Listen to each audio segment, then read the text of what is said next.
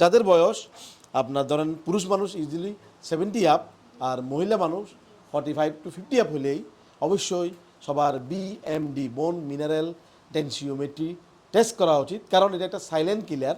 আপনার সাইলেন্টলি হাড়গুলোকে নরম করে দিবে, আপনার হাইট কমিয়ে দিবে, শর্ট হয়ে যাবেন, বুড়ার সাথে সাথে কুজো হয়ে যাবেন। এগুলো ইরিপেয়ারেবল, সাধারণত জটিল অপারেশন দিয়ে করা যায় হয়তো বা ইরিপেয়ারেবল, তাই এটা প্রিভেন্ট করা যায় যদি আমি টাইমলি জানতে পারি যে আমার বডিতে আমার বোনসে ক্যালসিয়াম কমে গেছে, অস্টিওপোরোসিস হচ্ছে।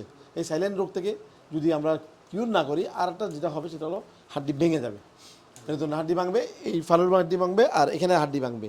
যদি মেরুদণ্ড হাড্ডি ভাঙি একবার ব্যথা শুরু হলে 1.5 থেকে 2 মাস খুব কষ্ট পাবে, ব্যাড রিডেন থাকবে। দ্বিতীয় যদি এখানে ভাঙে তাহলে 100 জনে আপনার প্রায় 30 জন জীবনের তরে ব্যাড রিডেন হয়ে যায়। সিম্পল এইটা ফ্র্যাকচার থেকে। অপারেশন করলে ফ্র্যাকচার আবার হয়, আবার রি অপারেশন লাগে অনেক সময়।